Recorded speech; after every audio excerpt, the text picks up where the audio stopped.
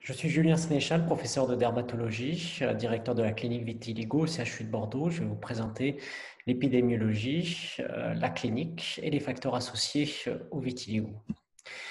Alors, qu'est-ce que le vitiligo? Le vitiligo, c'est une maladie inflammatoire qui est chronique et qui est liée à la perte des mélanocytes. Alors, que sont les mélanocytes? Les mélanocytes sont des éléments situés au niveau de la base, de la partie superficielle de la peau qu'on appelle l'épiderme. Et ces mélanocytes sont en réalité des usines qui produisent le pigment ou la couleur de la peau. Donc le vitiligo, c'est lié à la perte sélective des mélanocytes présents au niveau de la base de la peau.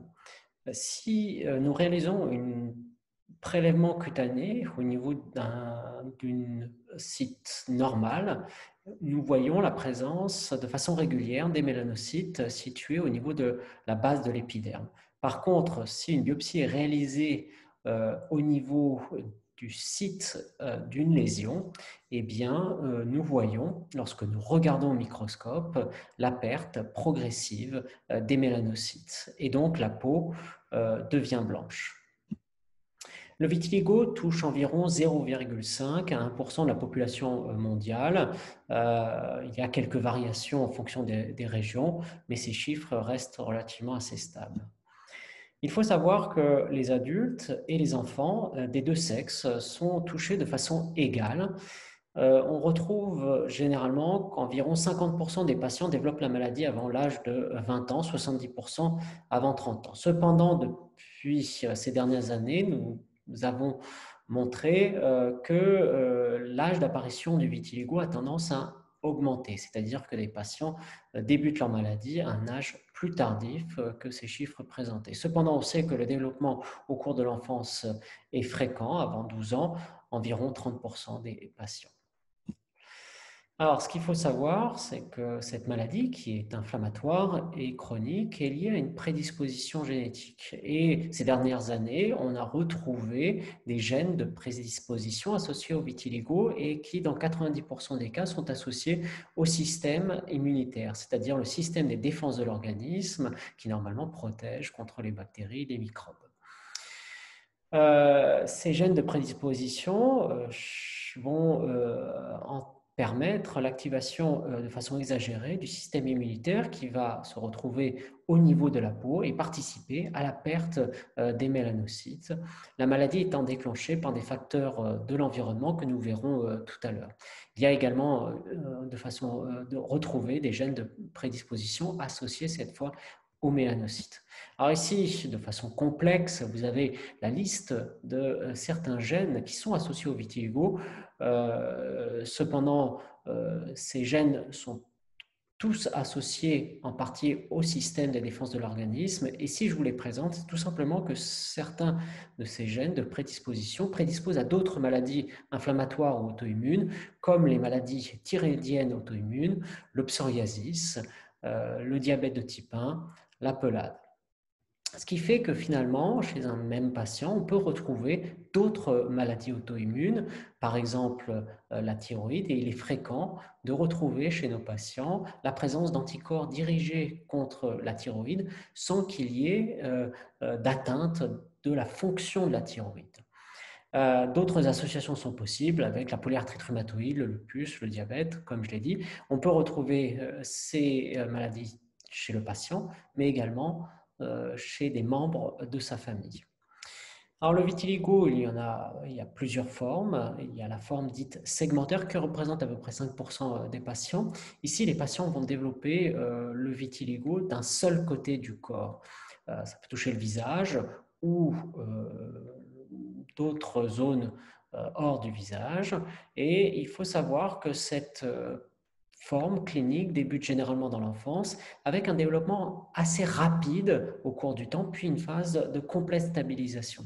Ce qui est important de voir, comme il est montré sur cette photo, que les poils sont souvent atteints assez rapidement au cours de l'évolution de cette forme clinique et cette forme n'est généralement pas associée à d'autres pathologies auto-immunes, contrairement à la forme la plus fréquente, le vitiligo dit généralisé ou le vitiligo classique qui va toucher de façon bilatérale et symétrique les deux parties du corps, qui évolue comme toute pathologie inflammatoire chronique par phase de poussée, avec des phases de repigmentation, des phases de stabilisation, voire des phases de progression. Ça peut toucher les poils, mais après une longue durée d'évolution, c'est-à-dire que l'apparition de poils blancs, qui est en réalité un facteur de mauvais pronostic de repigmentation, apparaît généralement plus tardivement au cours de l'évolution de cette pathologie. Et cette forme, la forme généralisée, et c'est dans cette forme qu'on retrouve des localisations associées au traumatisme, aux frictions, comme je montrerai juste après. Ici, vous avez des sous-types cliniques de cette forme généralisée, donc la forme qui va toucher tous les sites cutanés de façon bilatérale et symétrique. Vous avez une forme dite acrofaciale où les zones de vitiligo touchent de façon préférentielle le visage, les mains et les pieds. Vous avez des formes plus focales qui peuvent toucher les muqueuses et vous avez aussi cet aspect en halo névus, c'est-à-dire des grains de beauté qui vont être entourés d'un halo blanc.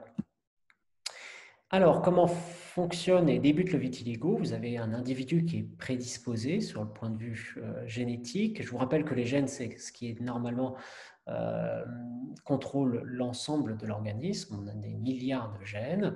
Et chez quelqu'un qui est prédisposé, il va y avoir des facteurs de l'environnement qui vont allumer la mèche et activer la maladie. Alors, quels sont-ils? Le stress. On sait que certains facteurs stressants peuvent déclencher ou aggraver la maladie.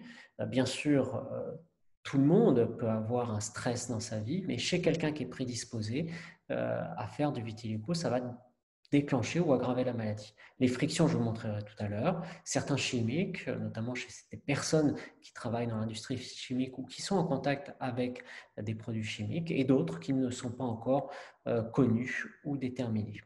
Alors les frictions, effectivement, le vitiligo est classiquement une pathologie où on peut retrouver des atteintes en regard de zones de friction comme les coudes, les genoux, la face interne des cuisses, le visage ou la lisière du cuir chevelu. Cependant, il faut rester raisonnable. Ces atteintes localisées sur des zones de friction apparaissent surtout lorsque la maladie est progressive, beaucoup moins lorsque la maladie est stable, mais ça permet en tout cas de comprendre pourquoi le vitiligo est situé sur certaines localisations. Ici, vous avez l'exemple d'une jeune fille qui a présenté du vitiligo sur les paupières alors qu'elle avait un tic de frottement, des localisations sur les zones d'élastique des sous-vêtements ou au niveau des lanières des chaussures. Ce qui est important, bien sûr, c'est que le vitiligo n'est pas une pathologie esthétique ou cosmétique, c'est une maladie qui impacte de façon majeure la qualité des patients. On sait que nos patients ont souvent une mauvaise estime de soi ou une anxiété, et ça impacte de façon importante sur les relations personnelles ou la qualité de vie professionnelle de nos patients, ce qui nécessite une prise en charge adaptée. Ici, vous avez la présentation du service clinique adulte et pédiatrique, ainsi que les coordonnées. Vous avez les médecins et notre ingénieur Nicolas Andreau de recherche clinique qui nous accompagne pour la prise en charge des patients atteints de vitiligo. Et ici, vous avez l'organisation de l'unité de recherche que je coordonne avec ma collègue, le professeur Katia Boniface, et nous travaillons sur la meilleure compréhension des mécanismes inflammatoires du vitiligo.